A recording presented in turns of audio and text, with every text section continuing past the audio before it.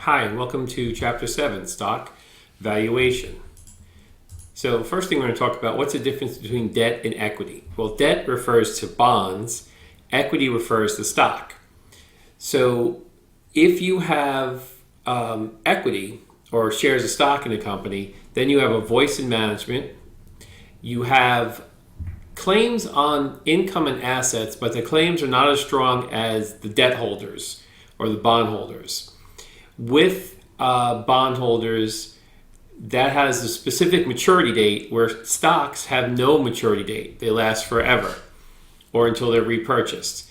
And the tax treatment between debt and equity differs as well. With debt for a corporation, they can deduct the interest on their taxes. However, with stock, they have to pay taxes on the capital gains if they make any profits on the shares of stock. So if there is a bankruptcy, so say for example a company goes bankrupt, like many companies have gone in the past, like Hostess, Pan Am, TWA, this is not an uncommon thing for companies to go bankrupt. How are the assets divided?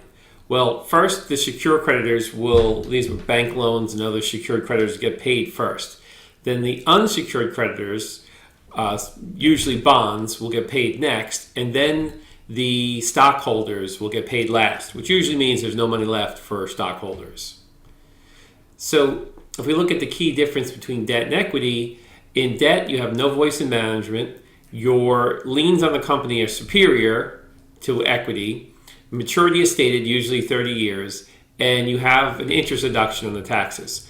But as far as equity, you do have a say in management, you do have a vote. You're subordinate to debt or bonds as far as the claims on the assets.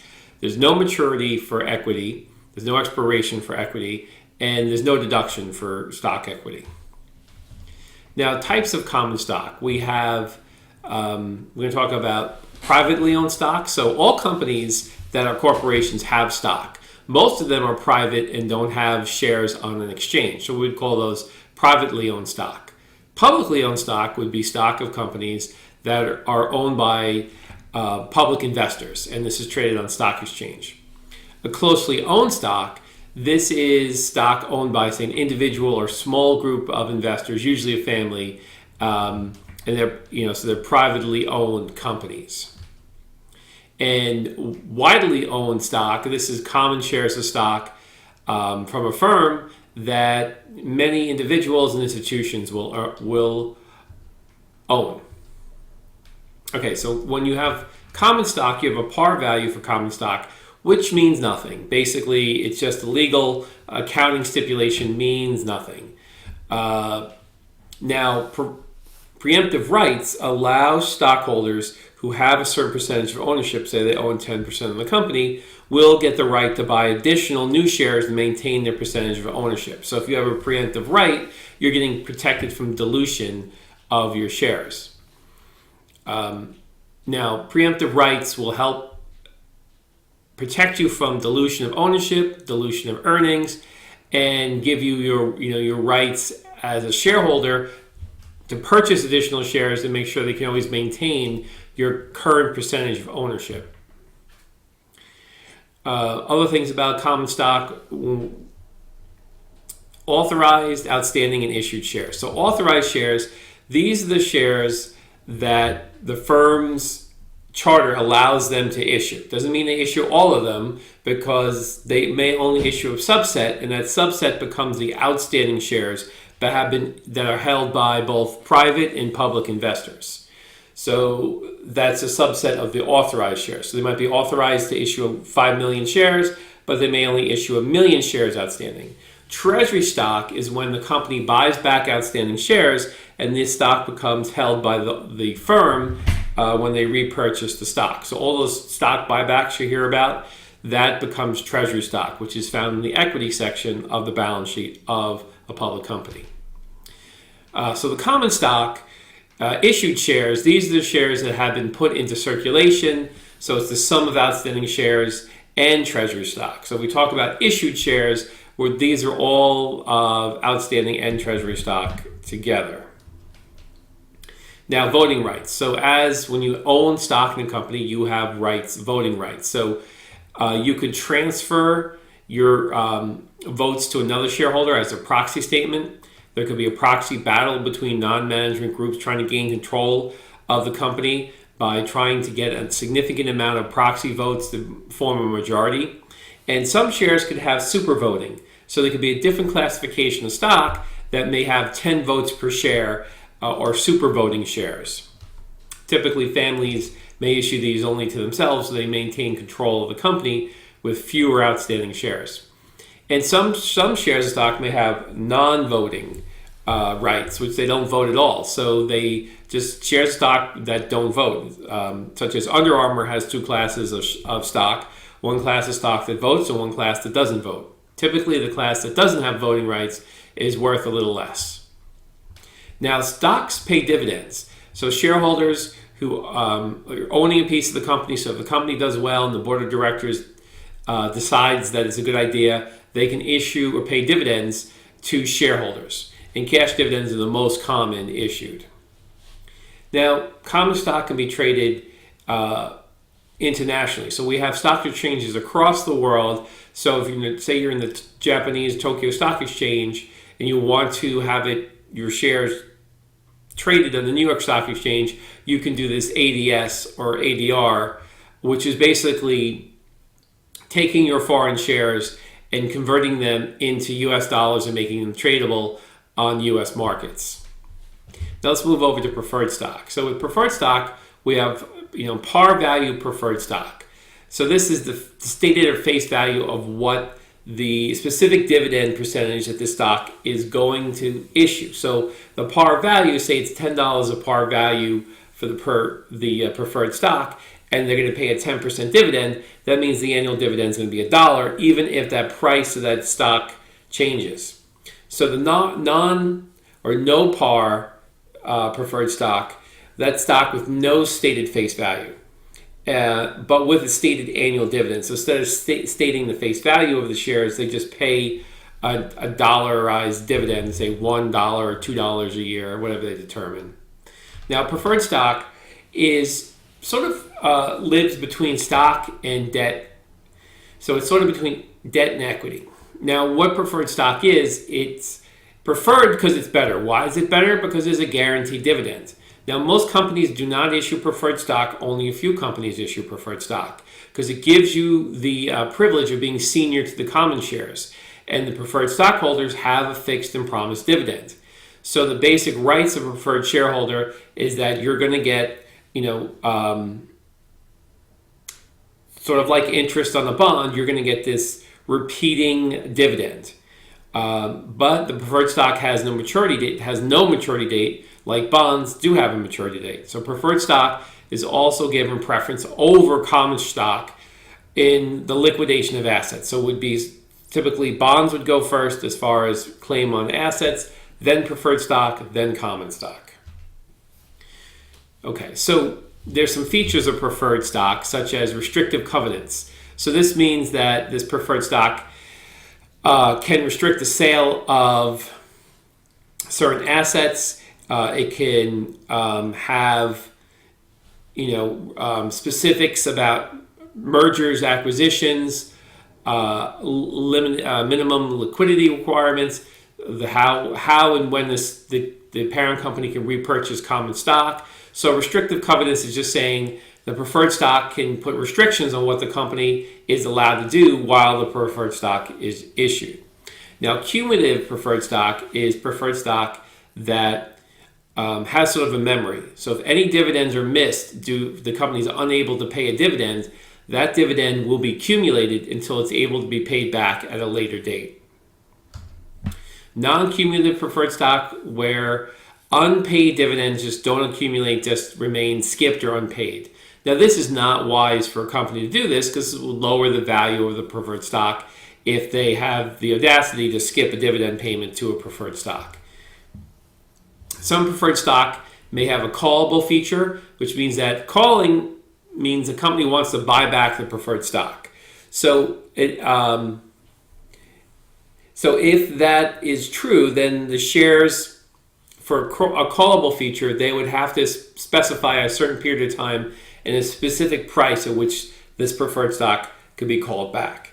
Now, some preferred stock may have a conversion feature, and a conversion feature is the ability to convert preferred stock into shares of common stock. So you might have 10 shares of preferred stock that you can convert to 20 shares of common stock.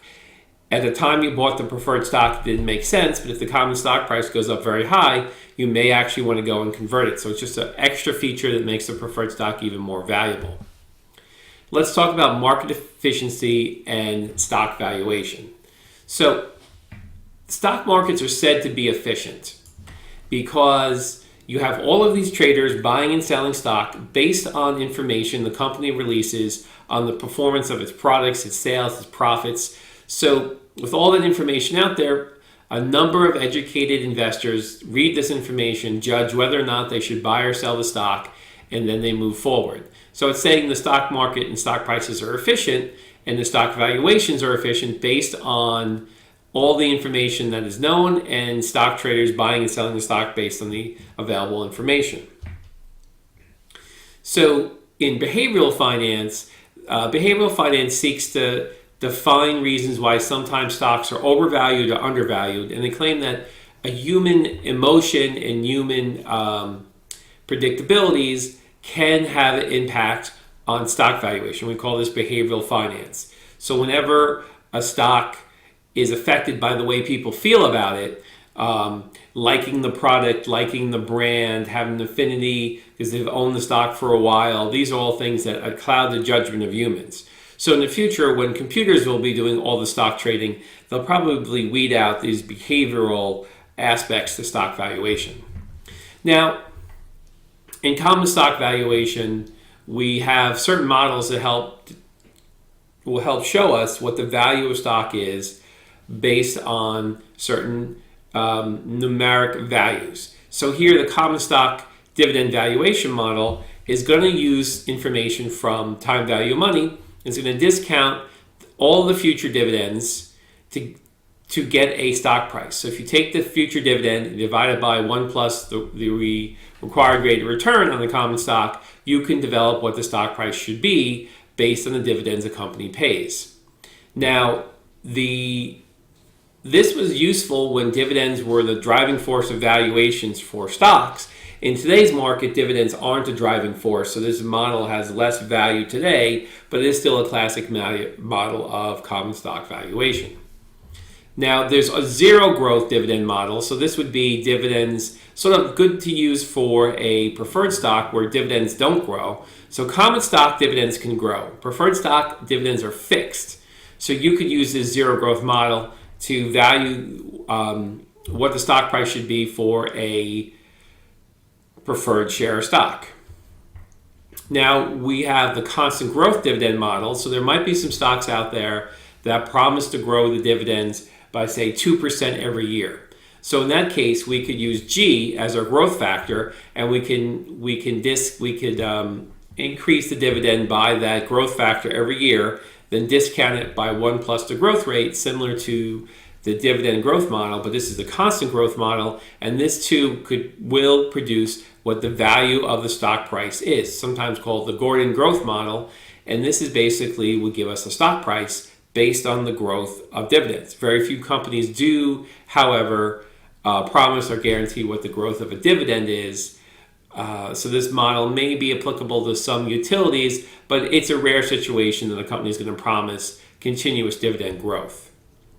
Now, there's also a variable growth model. So this model will be used for stocks that have variable growth. So 1 year the dividend's going up 2%, next year it's going to be 3%, the following year is going to be 4%, then the next year will be 7%. You get the picture. So if the dividends are going to be variable, we can use a variable growth model to get the value for that stock. Problem with this stock valuation model is that very few companies will give you variable growth forecasts that you could use. So the model has very few companies it would be applied to, that a company would give you what the variable growth of dividend would be over time. Because basically, dividends are usually decided 6 months to a year before, or actually could even be 3 months, 6 months, or a year before they're issued. So you're not going to find a company issuing long-term variable growth dividends anymore. And this would be the full model for calculating this. So, so this would basically be step 1, finding the value of the dividend cash flows for each of the years. Step 2, finding the present value of these expected dividend through the initial growth period. And then step 3, finding the value of the stock by using these initial growth periods. And step 4, adding the present value components found in step 2 and 3 to the present value, to the value of the stock. So that way we're adding the present value of the dividends to the present value of the share price to get what the price of the stock should be today. So here it is, laid out in a column and row format utilizing that formula. Okay. The free cash flow model is another way of valuing a stock, saying the stock's value should be based on their free cash flow. So here we take the free cash flow for each year, we divide it by 1 plus the weighted average cost of capital to calculate what we feel the value of the stock should be based on the free cash flow that the company generates. So the free cash flow valuation model, we would want to find V to the S, which is the common stock value, and we would subtract the market value from the firm's debt value and the market value of preferred stock, and this would give us the value of the shares, which is another abbreviated or truncated formula for that. So another approach to looking at the common stock valuation can be the book value per share. So here what we're doing is we're saying if we take all of the assets for the company and we subtract all of the debt, we have the equity. So if we take the equity, which is sometimes called book value, and divide it by the outstanding shares, we can get the book value per share. Generally, the stock price trades above the book value per share because the company should be more valuable than their book value. The business has any value of generating future profits and future earnings. The book value per share should be lower than the stock price. But we can look at what the relationship is between the stock price to the book value to get this, to see how overvalued a company may be compared to its book value per share. Okay. So another approach can be price to earnings multiple. So P stands for the stock price, E stands for the earnings per share. So if you divide, so if a company had a stock of $25 a share, and you divide it by a $5 of earnings per share, then the PE multiple would be 5. So it's a very popular technique for trying to figure out the firm's value. So if we say that the average company in the technology industry trades at 25 times earnings, if your company is trading at 20 times earnings, it would be undervalued. If it's trading at 40 times earnings, it would be considered overvalued. So it's a way of trying to group stocks together and look at their PE multiples compared to an average for an industry or group of stocks to see whether or not the company is trending a little bit higher or lower on their valuation. So, for example, if we look at this as PE ratios of various industries through time, we see that PE ratios of technologies were high, they went lower, and technology usually remains the highest in most groups. If you look at basic materials, industrials, financials, or the S&P 500, which is sort of an average of them, each industry has their own average PE multiples per year. So you would want to look at the stock compared to its industry, compared to the year, to see if they're trending a little bit higher or lower than other stocks in the PE model. Changes in expected dividends. So if dividends are going to go up, the stock clearly becomes more valuable. So if the management is going to raise the expectations for increasing dividends, then the value of the stock, of course, is going to go higher. And if they cut the dividends, then the value of the stock is going to go lower. Changes in risk. So this is sort of a recall from Chapter 6. If risk changes, then if a company becomes riskier, the company is going to be less valuable. If a company suddenly becomes less risky, then it's become more valuable. So So any changes in risk, so if managers make actions, buy another company, expand into a new market, issue a new type of product that could be riskier, then that risk is going to raise the risk premium, and then that risk premium, as it raises, is going to lower the value of the stock. So when financial managers increase risk, the result is going to be a reduction in stock price or a reduction in value. So that's why when management talks about the company or the management guidelines or advice in shareholder meetings or earnings meetings, that can move the stock price as well. Okay, so that is the overview for Chapter 7, Valuation of Stocks. You can also look, I have a stock valuation lecture based more on Excel and the calculation, how you calculate some of these stock valuation formulas that we talked about today. I'd also suggest reading a chapter for a little bit more detail and background on this lecture. Thank you for your time and take care.